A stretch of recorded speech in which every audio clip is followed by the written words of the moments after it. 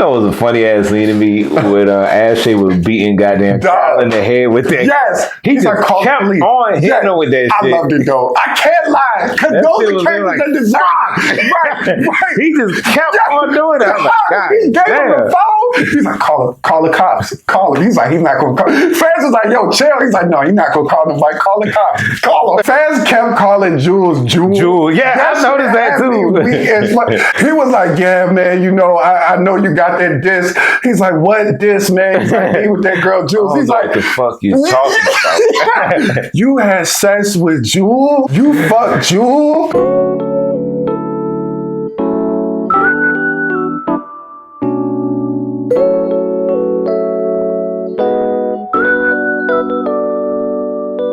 Hey, what's going on, y'all? Welcome back to Cinecism. I'm Eric. It's your boy Dante, man, and today we're going to be doing a review on Euphoria Season 2. A lot of shit going on here. In Rue's life, of course, she relapsed like a while ago. This season, she kind of hit like rock bottom. Her and Jules they still having issues after their little fallout, and they got back together since that, but certain events happened to cause them to like fall out again. I think this time probably permanently, which I think is for the best anyway. Yeah. Maddie and Cassie, but man, they got drama going on. So much happening.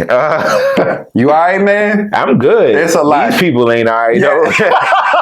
You got Nate's dad. You know, Nate's dad has been concealing a lot of stuff from his family over the course of a lot of years. A lot of things come to light with him as well. Also, you got Lexi. She got the idea to write this play. Pretty much the duration of the season, she's like gathering material from her past, from present situations that's going on to write this play about all of her friends and basically everybody she knows. It's kind of like a parody, but it's not though. It's like real shit that's happened, but she's renamed a lot of the people. You got a lot of elements that's being balanced in this season that we're gonna have to talk about the characters to really flesh it all out. So as I mentioned before, Rue is kind of hit rock bottom. She says a lot of hurtful things to some of the people that are closest to her. She did a lot of damage to some of her relationships. She said some like very hurtful things to her mother. Her mother is such a victim in this show, man. It just hurts me just to always see her having to deal with this shit. You already got to deal with the stress of raising two daughters as a single parent, but then you got this bullshit on top of it. Ugh, I just couldn't imagine. You go through a whole emotional roller coaster with her. It's rare that you see her happy this season or smiling. Zendaya, she really went all in, man. This portrayal of this drug addicted teenager. It was pretty convincing, man, especially somebody that's dealt with people that experience addiction in their family. It didn't feel far-fetched or like unrealistic to me. People that go through or battle addiction, they do a lot of things that you just know they wouldn't do if they weren't under the influence of drugs. Zendaya does such a great job on this show that as somebody who loves Zendaya, I always separate Zendaya and Rue, and that's not always something that you do with a star of a show and a character. Yeah. I'm glad you said that. Because I mean, it's often that I'll call the character by the actor's name. I always call Rue by Rue. I never say Zendaya, and it's like a complete separation there. Like, because I love Zendaya, but I fucking hate Rue. Even though the show focuses a lot on Rue, I think Rue is probably the least interesting character on this show, just because, with the exception of everybody else, Rue's character is pretty mapped out. Like, you know how this is going to end. Somebody on drug addiction is either going to continue to be on drugs, or they'll probably get clean and not be on drugs. But we know it's going to be a rough road to either of those directions. So when it comes to Rue, it's just you kind of waiting for the ball to drop on her scenario, unlike any other character, where I'm actually intrigued as to what's going on with them. But you know what's going on with Rue. She's on drugs, and when Rue is not on drugs, she's actually a pretty decent person. But unfortunately, this season, Rue is on drugs most of this season. I think this show has a lot of important conversations with regards to drug addiction and things like that. What I do appreciate about this show is that they don't use that as a crutch. You know what I'm saying? Like, yeah, it's true that Rue is under the influence of drugs and alcohol, so we can understand why she's doing the things that she does.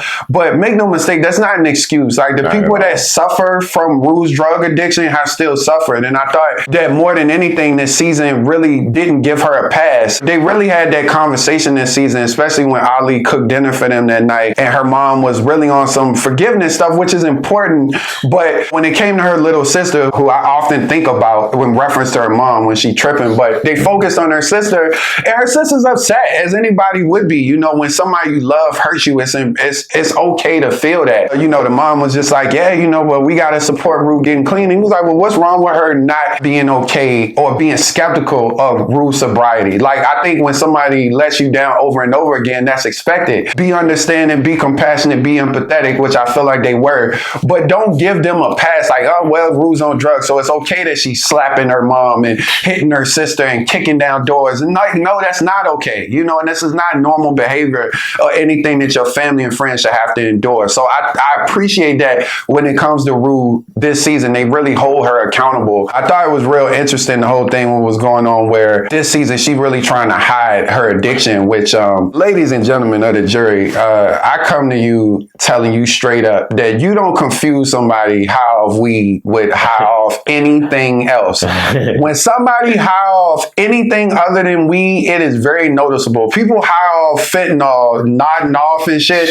it's no way you'd mistake that for weed. So I thought that was interesting that she was getting away with that. But I think sometimes people just see what they want to see. Jules didn't have a lot of character development this season. She did. In the first season, I felt like was really well defined. In this season, most of Jules' character traits are in reference to what's going on with Rue. You know what I'm saying? It's really no real separate Jules storyline, honestly. I mean, except for her thing with Elliot, but that was just kind of a that to me still tied into Rue. Yeah, exactly. Jules ain't have a whole lot to do, but just try to, I guess, stay in a stable relationship with Rue. But, you know, obviously that ain't work out. It's hard to have a committed, stable relationship with like an addict. Jules did some kind of fuck shit, you know, hooking up with Elliot, and especially after like making a big deal about like Rue maybe liking Elliot. It was just, I don't know, it was just some questionable activity, but it was whatever. That situation was not right under no circumstances, and I don't want to condone that.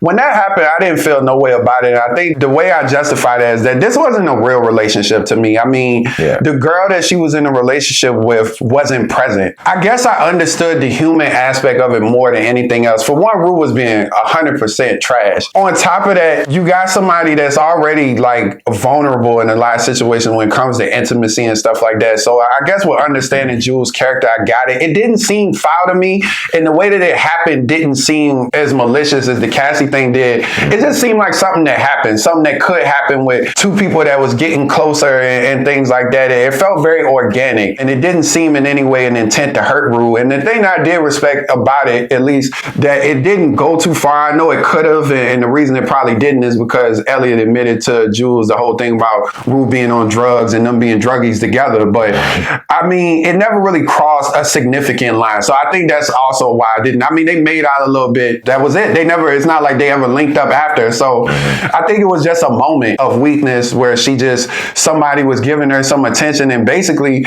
telling her that he saw her for as dope of a person that she was. And, you know, she kind of gave into that. I wasn't mad at Jules. I actually liked Jules' character, and it didn't make me dislike her. I'll say that. The Cassie, Nate, and Maddie situation. That is the name of it. Cassie, Nate, and Maddie situation. Man, Cassie she got some problems. So Cassie this season at a party, she randomly ended up hooking up with her best friend Maddie's on and off again boyfriend Nate. She's been seeing him secretly, unbeknownst to Maddie. The actress though, she does a fucking incredible job. I think she really shined the most in this season to me. This is probably her best performance, I think. Very convincing that she was just this broken, damaged girl that just seemingly has been just taken advantage of all her life. That was my main takeaway outside of from, you know, watching the character self-destruct. But I was like, man, they really gave her a lot this season. And I feel like Zendaya got most of the heavy hitting stuff, especially in season 1. But I would say that her character this season had to do more than even Zendaya had to do, because there was a lot of inner conflict, especially in the beginning, like maybe not towards the end, but it was a lot of inner conflict stuff in the beginning. And she really had to portray this girl that was kind of torn, but at the same time wanted to be with this guy. And then there was a lot of other stuff going on with her personality see, the thing about Cassie for me is that Cassie was whole trash this season, but it hit a point in this season. I don't remember exactly when that was, but it hit a point where I just really started to feel bad for her. And I think I might be alone in that. When they showed that she was getting up at 3 a.m. just for the opportunity that Nate might look at her, I was like, oh, okay, there's like some real mental issues going on. I started to empathize with her character more, even though I wasn't in no way condoning what she did. And I gotta tell you, I couldn't shake that thing where I wanted her to get the hands from Maddie. I did. But I never wanted it to go too far. The real threshold for the hatred, I guess, if you was gonna have any, came when she didn't own it. You know what I'm saying? Yeah, that was when she got found out and was trying to justify it, that's when I was like, all right, even with the mental stuff. You got to get her the fuck out of here. This whole way that she was trying to spin it, like, oh my God, they weren't even together. And what do you mean? It's just like, I love that conversation she had with Lexi and her mom, where they were just like, yo, what are you talking about? Like, even if they weren't together, that's still your best friend's denial, ex. man. And then on top of that, it's like, if it wasn't a big deal, why were you secretive about it? Correct. If it was fine or you don't feel guilty about anything, why would you have kept it from her? Stupid. Right.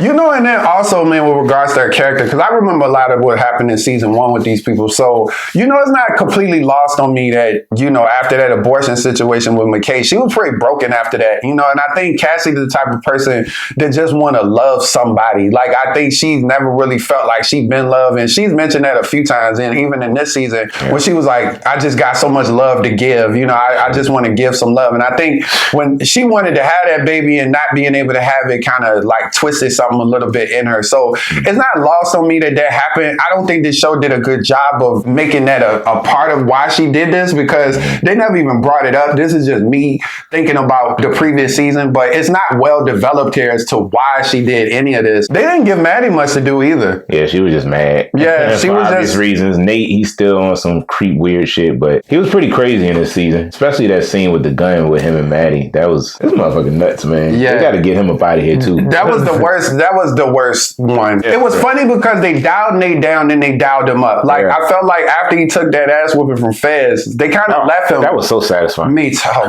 Listen, man. And this show don't have a lot of satisfying moments where characters that deserve it get their comeuppance. But that, oh my God, that was shit coming for a long time. I felt like we got development on why he was the way he was in season 1. They try to dial that up a little bit more with regards to his dad. And we know why he fucked up. I get it. He's experienced things that the children just shouldn't. This kind of go back to the Rue situation, even less so because Rue's on drugs and has lost her father. So it's just like, even though you've been through something, it don't negate the fact that you still running around here. A piece of shit. Yeah, treating people terrible. And he's admitted that he liked doing that. He gets off on it. Like, he said that he gets off on hurting people. I did think, like, in his corner, and you can't say this often, that conversation he had with Jules was actually pretty dope. Him admitting to her that, one, he was sorry, giving her that diss, telling her that he was wrong. She was well overdue for that, because that was really traumatic. I appreciated that conversation that they got to have, and I appreciated that Jules is a real one, because she was like, look, I came out here with a box cutter in my jacket. That's how much I don't trust you, homie. So, like, make any false moves, and I'm telling you, it's gonna be Dice Central up in here. Like, he's still just a person too. Like, these people, they be shaping them out to be monsters, but they not. They just people. No, he's a fucking monster. He is. Like, he a man. If anybody is, this is definitely him. Yeah, and his pops. I did enjoy that one episode that was kind of focused on him, though. I thought it was cool when they did the flashback to, like, the 80s and shit. When it kind of made him a little bit more redeemable too. I feel like the father is, and this is saying a lot, somehow he's still more likable than Nate to me, and I don't even know why or how. I think we just haven't seen a lot of him truly torture characters. He got a insatiable sexual appetite, I guess we could say that, but he ain't really been outwardly trying to hurt people, and I think that's why. You know, I appreciated the Kyle episode. I did think it was a bit unnecessary given the cast of characters that we have that I felt like didn't get more development, and them focusing on him was just weird to me. Plus, this is my thing, like, I don't really need to know his background. They tried to spin it like it was this whole story where it was this whole thing with his sexuality and he never really got to be who he was, but that's really not true in his instance, man. I mean, yeah, true, he's not able to outwardly tell his wife and his kids. It hasn't stopped him from doing what he's doing. Like, he still made himself a well-to-do man in the community. He's still out videotaping all of his sexual intercourse. Yeah, so, but the problem is when you have to suppress that. Like, if you out here, like, obviously the him living with the family and all of that other shit, that ain't who he really is. So I mean, that's a miserable life. But he chose to do that. He didn't have to. He didn't have to marry her. He didn't have to be it. And that's why. I mean, I see what you're saying, but times just were different. Like, people weren't always as openly themselves as they are today. So I mean, you think about it, like, I guess he felt like he had to do what he had to do just to have a functional life and image, I guess. Everything you're saying is true. I just don't think that that's applicable to this particular character. That's my opinion. opinion, I think that story is very true. And, you know, of course, I understand and I know that, like, you know, times were different. People couldn't be who they were. Yeah. I don't feel like he ever stopped being who he was, though. His whole thing, to me, his energy, this animosity he had was that he couldn't tell his family or whatever that he want to be out here, you know, and in certain instances, having sex with kids and stuff like that. Like, and that's hard to empathize with, you know what I'm saying? Like, I ain't talking about, my whole thing is not in reference to his homosexuality or if he prefers trans. There's an aspect to his personality that includes molestation and dealing with younger kids too, and or teens or whatever. You talking about the Jules thing, or was it more than that? It was more, it's like,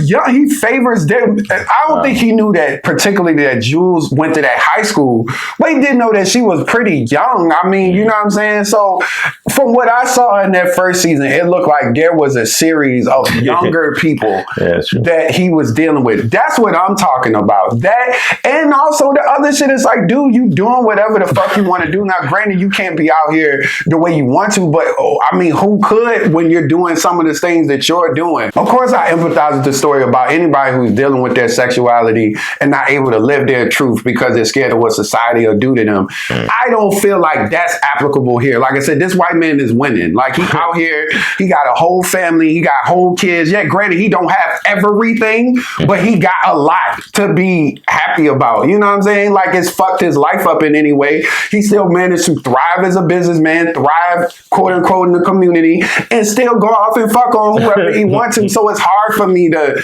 empathize. I think it's more layers to this than just like, oh, he was the poor kid that just couldn't be with the boy he liked. You know, it didn't feel like that to me. That's what you're saying. It's a valid point. Lexi and let's talk about Lexi and. I didn't really see that coming. I like Fez anyway. He's like probably one of my favorite. He probably is my favorite. I was about to say Fez is my favorite character easily. He's so chill, man. Like, he just reminded me of a homeboy I would know back home or something. It was unexpected. I know they had conversed before, prior, like at parties and stuff, but I guess I just didn't see this blooming into like a more of like a relationship type situation, I guess. I don't know. For me, personally, this was the whole thing that kept me watching this season. I'm gonna be honest. It wasn't a lot to root for this season. I mean, they ain't really lean into a lot of these characters the way they wanted to, but the aspect of them getting together, I think the show needed that. I didn't see it coming, but the moment they introduced it in the first episode where they started kind of talking, it looked like they was digging on each other. I was like, I like that. That's very interesting because to me, some of the more interesting characters in the show are in the background. Fez is one of those and Lexi is one of those.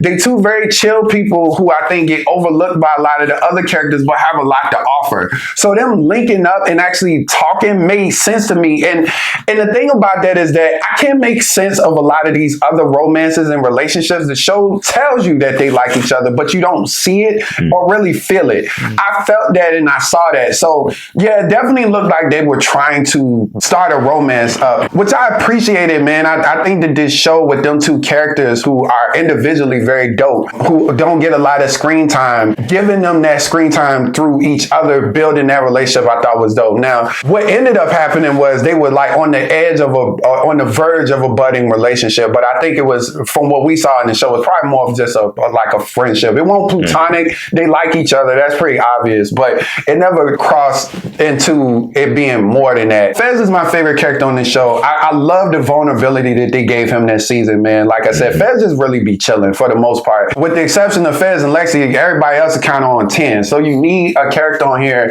that balances stuff, and I feel like that's what Fez does. You know, the whole thing that was going on with him and Ash, I'm never mad at any of the stuff they do. Everything they do seems reactionary. Like, if you look at it, a lot of the other stuff that these characters do on this show, they the ones that initiate conflict. Fez and Ash's situation, they often just are responders. You know what I'm saying? And I think that's why you can always like them, even though what they're doing ain't, you know, like the best of things, but you understand why. Like, it's always this protective nature with the two of them. But I feel like sometimes this show, because Fez sell drugs, like they deal him a heavy hand when it comes to results. And Lexi, the whole thing with her doing this play, I thought that was really cool too. Like I said, she's mentioned that she feels like an observer. She has been. She has been, but what a great way to show her. That, exactly. Yeah. What I did appreciate about Lexi is that it seemed like this is going to grow her into a character that's a little bit more out there. I think she's going to still be her, and I don't think it's going to be super drama, or else it shouldn't be. That wouldn't fit her character. But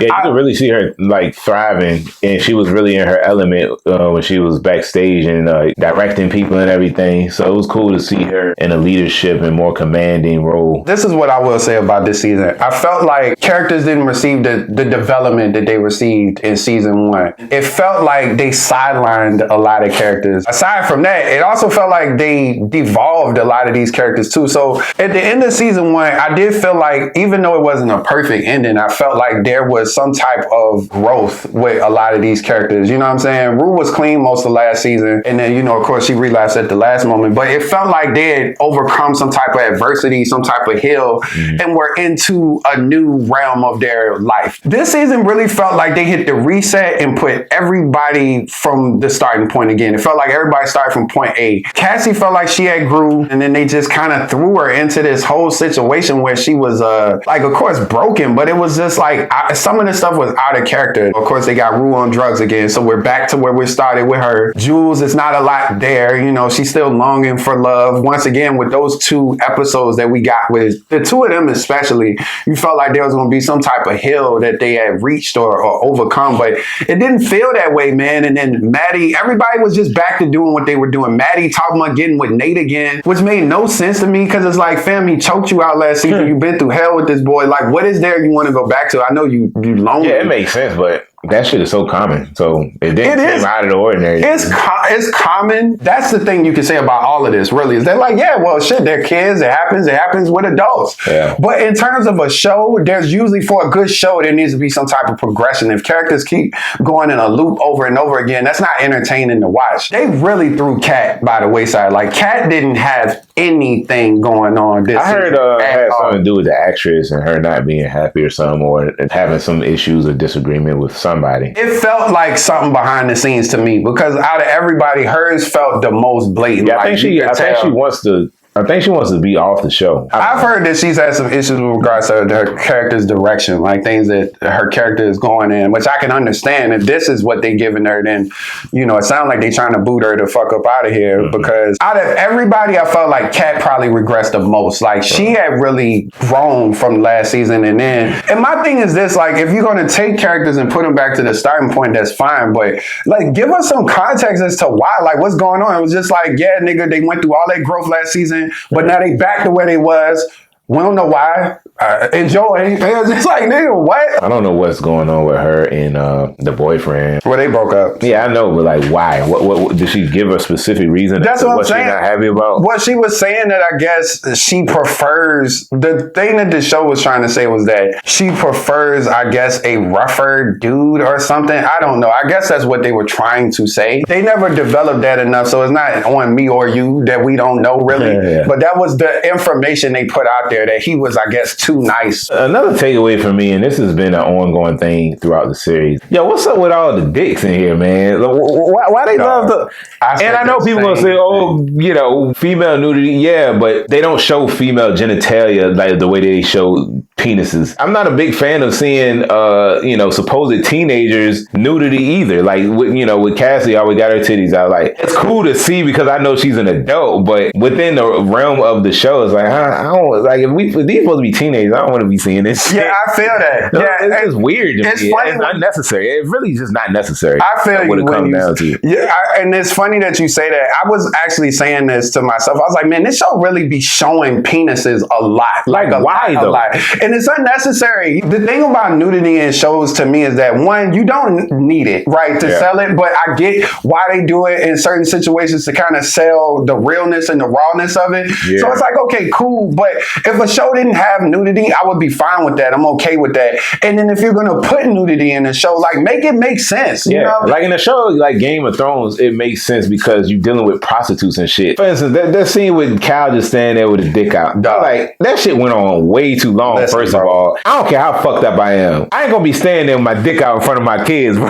Like, that's crazy. And off of that, as a child, if I came out and my dad had his dick out, I promise you I wouldn't be sitting here like this listening to what he had to say. I would literally come out my room, oh, the fuck? Hey, bro. Hey, man. Hey, I'll talk to you later, man. Like, what you on, bro? Like, his son was like, Dad, oh my God, your cock is out. But what though? What, Dad, what are you doing? Yeah, right, yeah. Ain't nobody listening to you with your dick out, bro. Like, your kids, especially anyone. Bro, I would have went straight back to bed. I would have went to sleep. This is ramblings of a drunk with his dick out. I'm not listening to any of this shit. And the fact that his whole family was giving him an audience while he peeing, and it was just disgusting, actually, man. It was gross. He could have just been drunk, stumbling in, making noise, and they all come out or something, and they had that conversation. They could have had that conversation without the dick involved. I feel like when it comes to Kyle and Nate, they always try to portray them as like, it's like this animalistic, insatiable. Yeah, when it comes to their sexuality, it's like some type of domineering presence that they have to have over you with regards to them and their sexuality is weird. But that whole dynamic is weird. It felt like a control situation, like, to me. But yeah, outside of that, it didn't make any sense for that to happen. I didn't get that. You know what I also say in reference to this conversation is that I think this show leans into cruelty. When it comes to some of these characters, in the moments that we have to see them be advantageous or be outrightly cruel to some of these characters, they will put the camera on that and let it linger, and they will be moments that take up most of the episode. So the cow one is an example. I felt like that whole episode with Rue, with regards to her family, that was way too long. When it comes to Rue's character, right, they developed a lot of that in season 1. We already really seen scenes equal to that in season 1 that were extended. So from a character standpoint, we know how bad it gets with Rue. Like, we know how bad her addiction is, so we have an understanding there. For them to show us an elongated 15-minute scene where her just going off on her mom, going off on her sister, going off on Jules, I just felt like it was too long. Like, it didn't serve a purpose. Yeah, it was multiple times where I thought the scene was going to end, and then it just carried on to another room. Yeah, exactly. It definitely went on way longer than it needed to. It didn't provide anything for the character aside from letting you sit there and watch this messed up situation happen. It didn't give me anything that I didn't already know. And that's the thing about me. Like, I'll take it in context of growth of character or progression of story. But when it feels like they just letting somebody just go off and be mean or be, even that whole scene with Nate, like where Nate had that gun, they literally had the camera on him watching her. We watched her fully get undressed and get ready for bed, which was probably like two minutes or something like that, where they just had him sitting there with the gun. It's like unnecessary to not have a cut there. A lot of lingering. But the thing that I don't like about this show is that it's not an even hand of that. Like, okay, cool, y'all want to do that for those scenes. When it's situations that are actually happy and joyful, they don't do that. You know, they cut those really quick. So one of the best moments in this season, which was probably one of my favorite moments, was Fez and Lexi singing Stand By Me on the couch. Like when they was watching Stand By Me, I thought that was a really sweet moment. And the show needs moments like that because it puts you through so much other nonsense.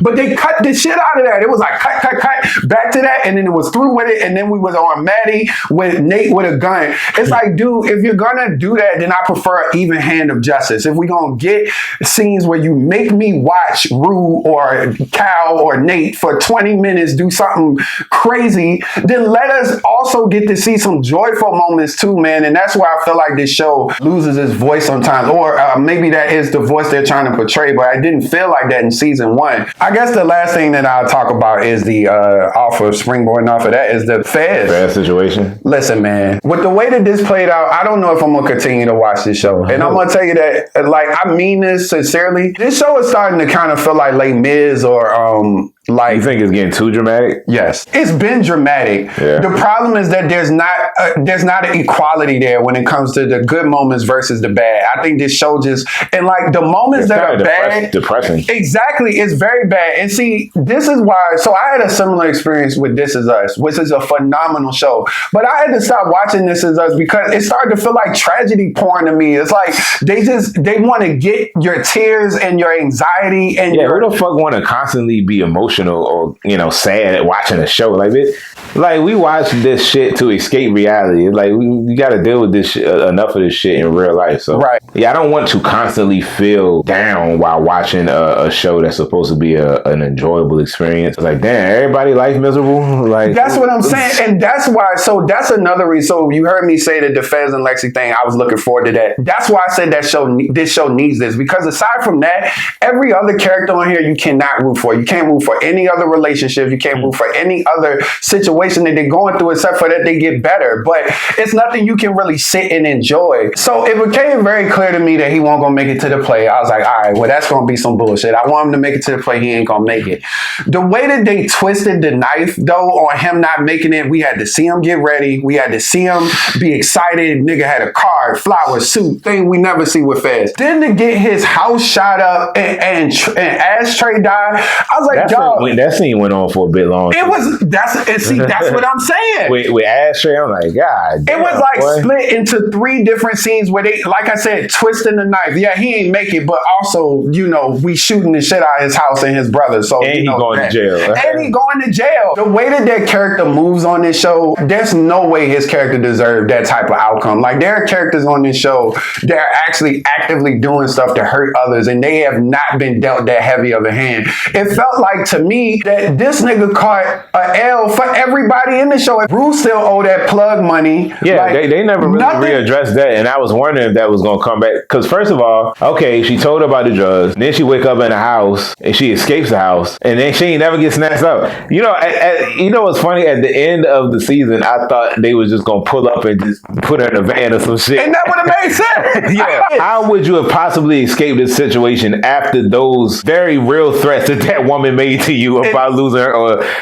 fucking her on those drugs? And this is what brings up a really good point that I feel like with this show. I feel like because Rue don't get dealt, I feel like Rue's consequences don't happen because Zendaya plays her. I think that the writers of this show love Zendaya and they really like her character and, whatever, her background, she from Disney. If you look at Rue's character, she's the one that's creating a most shitstorm out of all these characters, like in terms of karma to come back on her. Right. She ain't dealt no that episode that we watched where she wilded on her family and kind of ran the streets going through withdrawals and stuff. She was winning. I mean, granted, she on drugs, but it's like, dog, she went into that house to take some stuff to get some drug money. A dog was there. The dog didn't attack her. It was fine with the dog. She opened a safe with probably the easiest combination that I ever seen in my life. It was like 1, 2, 3, 4. It's like, nigga, why even buy a safe if that's gonna be your combination? And then I'm thinking that the way the episode ended, they opened the door, her mom looks, and there's nobody there. I'm thinking like maybe the plug then came to Rue's house with Rue in hand, nothing. Rue's just home, she cool,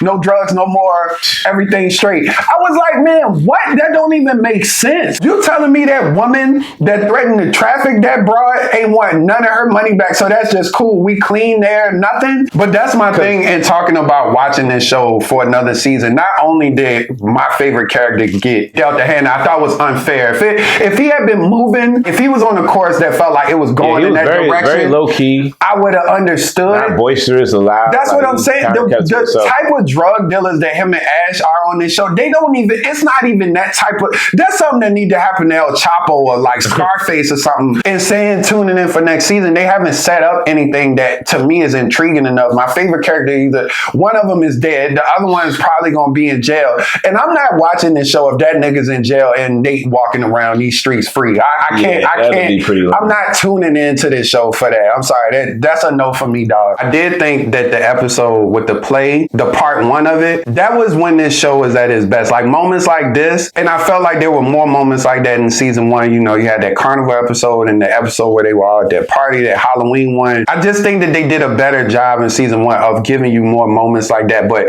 the way they did that, man, the artistic way, they even did it like a play and the overture and the bleed into reality. That's the show I want to see. That's me personally. I can't speak for anybody else. I like this show for that type of stuff that it offers. I'm willing to take the dramatic stuff, but I appreciate that. I thought that was when this show shines at its best. Overall, I thought Euphoria, it was entertaining, a bit over the top for sure. I feel like probably more so than it even has been before. It's kind of starting to lose its sense of reality. I enjoy most of it. It's getting to be a little bit melodramatic for me though. I feel like they trying to continuously top what happened before. And after the end of this season, I just don't know how these characters can evolve further. A lot of these people just don't seem to have any kind of consequences to their action. So it's like, what do you learn? What do you grow? So I'm gonna give Euphoria season 2 a 7.5 out of 10 for me. You know, I think this show has a really important voice. I will say that. I think this show tackles issues in a way that it tackles them